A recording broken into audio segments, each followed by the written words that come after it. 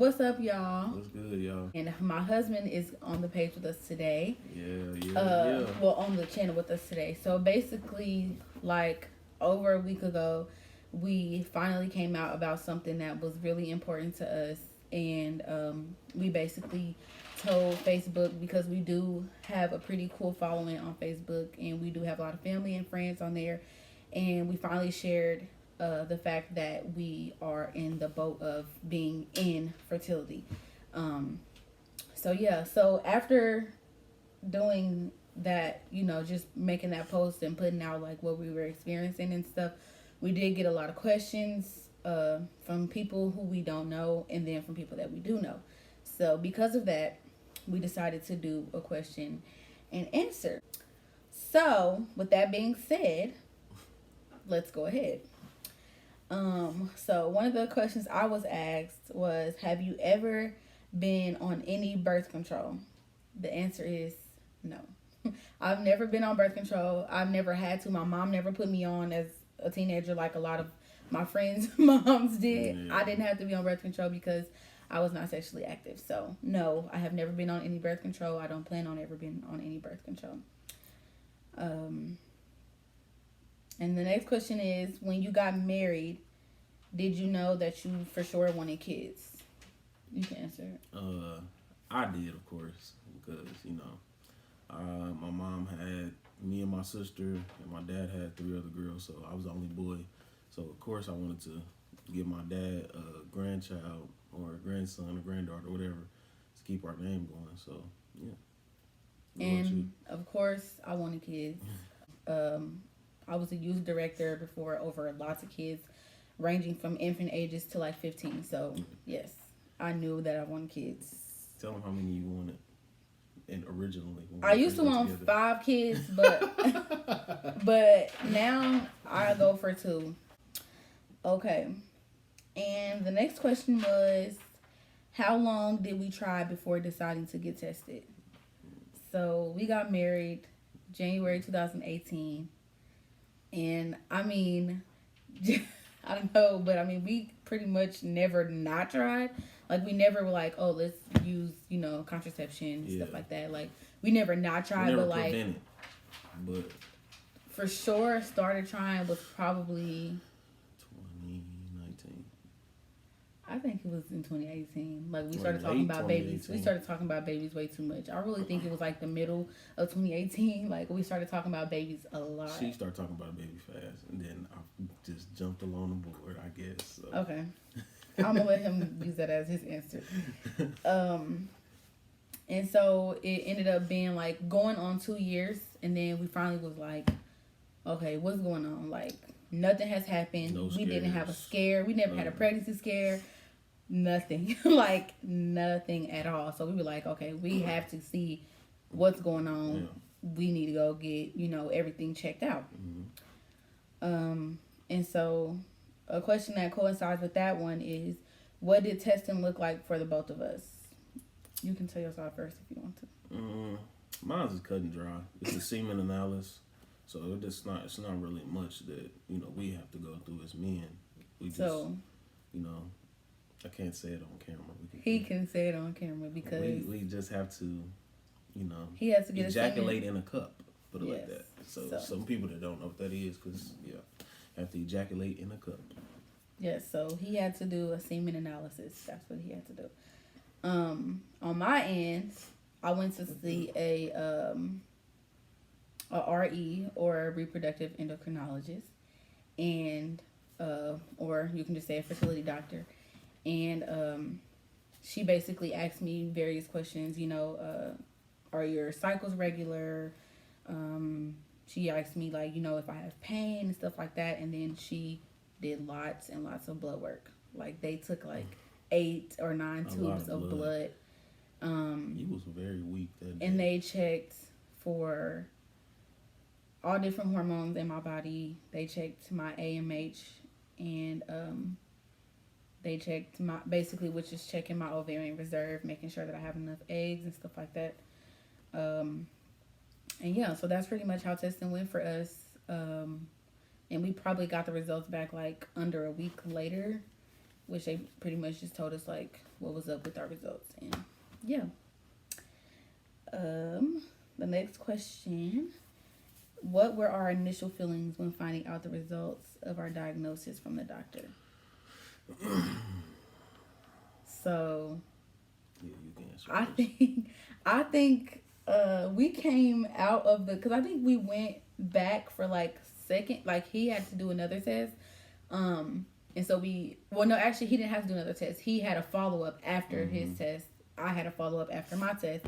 So we basically went in, and then we came back outside, and we talked about the results of our test. And we basically were trying to just talk about it, like, so this is what it is. But then it kind of was like a good blow. Yeah, it was kind of like a blow. Like somebody, and not like nobody punched you or something. Somebody shot you in the stomach. Yeah, and so I think, and it was crazy because we had drove 2 separate cars because I had to go back to work. He had to go back to work or something. But so then it was like we were in 2 separate cars, and so I know we both were like thinking different stuff. We didn't know how to feel. I lost some hair that day. Like that was serious because we are young. So at that time we were 23, we had just turned 23. So it was like to hear something like that, it was kind of like, yeah. You think stuff like this happened to people who are older, you know what I mean? But no, it was happening to 2 23-year-old newlyweds. And so I guess I could say my initial feeling was like shock, uncertainty, and just like you said, just feeling like a blow. Like I feel like, yeah, I was like, I don't know what's about to happen after this. I ain't know what to feel. Yeah, and I dealt with a lot of like stuff. Like I would question God. Like I can't lie and say that I didn't question God. Like why us? Like why do you pick us out of everybody? But then again, I just gave it to Him. And yeah. And then the next question is: were there a lot of arguments after finding out? Yes. Our diagnosis? Yes. But can talk about be real. He can say that I started them. We're gonna be transparent. Sorry. We're gonna be transparent. Okay? Finding out something like that it's traumatic. It's not easy. It's traumatic. Okay? It's traumatic. And I'm not gonna point fingers and say that he started any arguments. I'm not gonna say that because we both was arguing. At the end of the day, it just is what it is. We'll see a picture of a baby and then it just sparks something. Yeah. It would just spark something. And like, we'd be in the house arguing. Like seriously, like that's true. It was bad. Like it was bad. Just I would easily be in my feelings. Like I had a lot of triggers. I had lots and lots of triggers just off the strength of like I had a lot of friends. Oh my gosh, so many of my friends were having babies. That doesn't even include my family members. Like so many of my friends were having babies and baby showers and gender reveals and all that right after finding this stuff out. And then on top of it, people always like, when are y'all gonna have a baby? When are y'all gonna have a baby? Hurry up, have a baby. Hurry up, have a baby. And so then I would be sad. So I would text him like, this is happening. And then boom, argue. Like, because I tell her to be like, stop worrying about that. Yeah, and it would just be arguments. And I had to grow up and start being more soft and like, sensitive to her feelings, because me being the type of guy I am, I'm just rough. I don't be showing no signs of weakness, which I had to learn that because she hurt like me. Throughout the whole time, and I'm not. I thought he did not care about nothing. She thought I didn't care. I used to always be like, do you even care? I was just trying to. Is it significant to you? I was just trying to turn that switch off because I know how I am. And so at this point, nobody knew but us. Yeah. So we were just experiencing this all by ourselves. And it was hard trying to go around family and act normal. And it was very tough. So yes, to that question, there were lots of arguments after finding out the results because I think we were in a place of, like I said, uncertainty. We were in a place of not understanding our situation. We were in a place of doubting, doubting our abilities to do what God created us to do. Everything. Like, it was a lot. It was a lot. So yes, there were arguments. There were a lot of arguments. And I will say they are preventable. So if you are watching this video and you are just finding out, I will say that it is preventable. Arguing with your spouse, it is preventable. You don't have to argue. There are going to be times where y'all may have a disagreement about it, but as bad as ours was, obviously we still standing, but as bad as ours was, it could have been prevented. And we'll talk about that later. So the next question is, how did we overcome the hurt of it all? God. I was just gonna say God. That's the only it. That's the only that was person that could take that hurt out of us was God. Because I don't think I would have made it without prayer, consistent prayer, and just leaning on God. Like, having moments where I'm literally like just laying on my face crying in my room by myself, or in the shower crying, or I had times when I was at work and I'd go in the restroom and just be bawling, just praying like, God, I need you. I need your strength.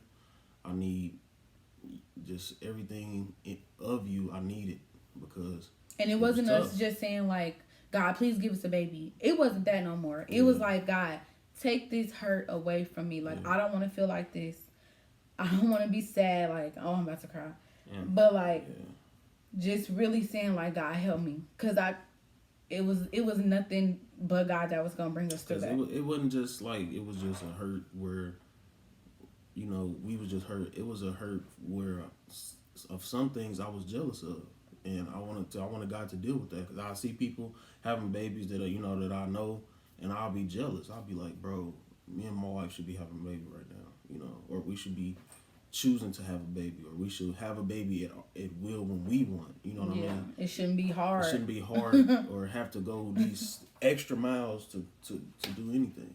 But yeah. So I guess the answer to that is God. Literally, that's literally the only thing. If we didn't have Jesus, I feel like we would have either tore each other's heads off or something, or been not together, or been not together.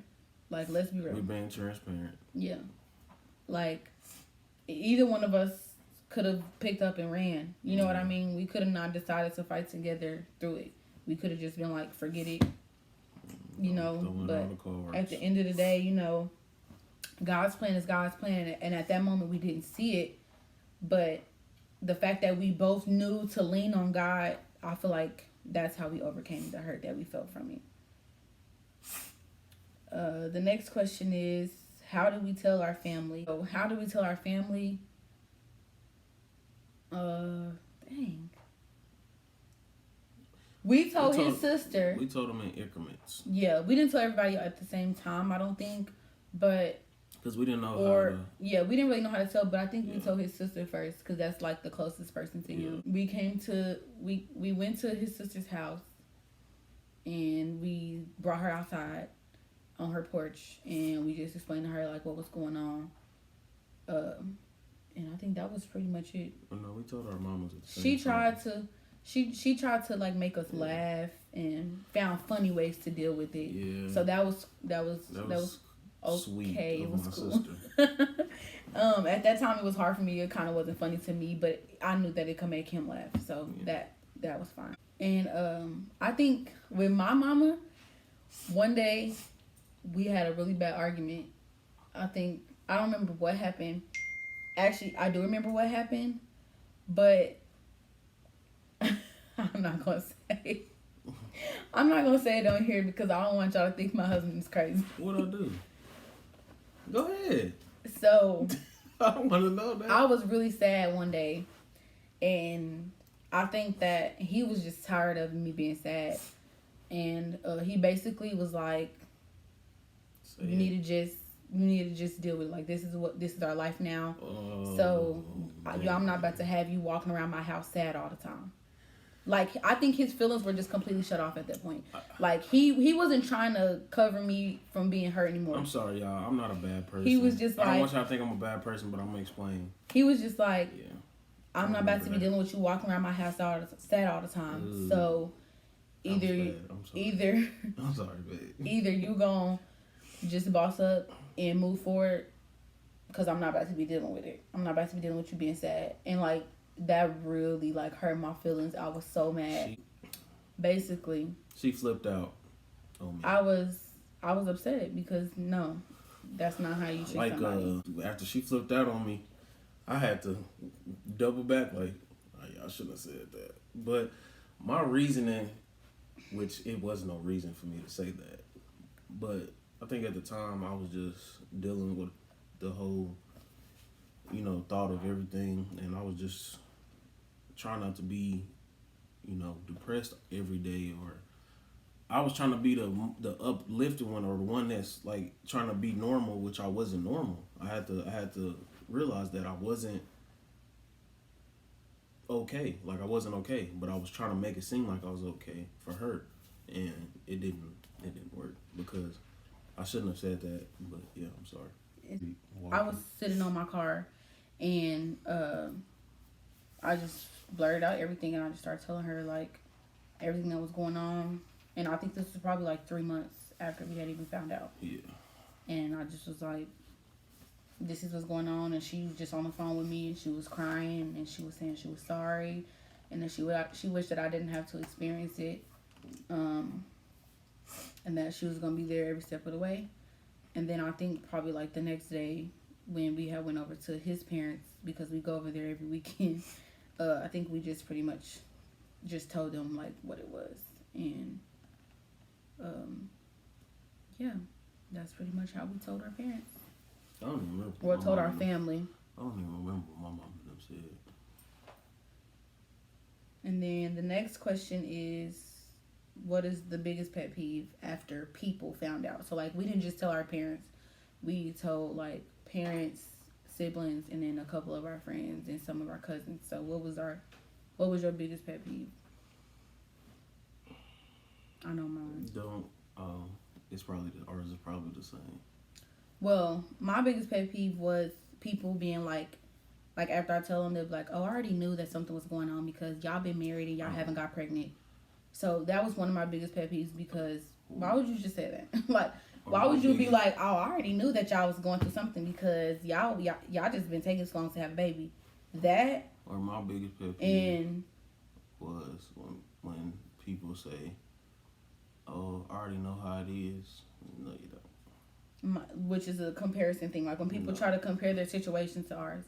Like, oh, I'll go through that same thing. Like, I went through that same thing. Like, no, you did. You did not go through the same thing. And they would basically try to say, like, because it took them 2 or 3 months to get pregnant, that they're going through the same thing. No, that's completely normal. If you research, it takes about 3 months for any healthy couple to get pregnant. So it taking you 3 months does not make your situation the same as ours. And I feel like that was one of my biggest pet peeves, because I feel like that made people be insensitive to our situation, because all they tried to do was compare their situation to ours. Okay, the next question. Brianna, if you could give a woman advice on how to deal with infertility, what would you say? I think one of the biggest things that I would say is have a community. Don't be afraid to reach out. Don't deal with it by yourself, and don't feel like you only have to deal with it with your spouse. Like, don't just hide in the situation. You know what I mean? Like, get help if you feel like you need it. If you need a therapist, they have infertility therapists. Go and get that. So my biggest thing is talk to somebody. Don't hold it in, because it will drive you crazy. Don't hold it in. Talk to somebody. Have a community, or have an infertility sister, or just somebody that you can lean on, that is going to be there with you, for you, stand with you, pray with you, cry with you if you need it. Whatever it is that you need, have somebody there. And Philip, if you could give a man advice on how to deal with infertility, what would you say?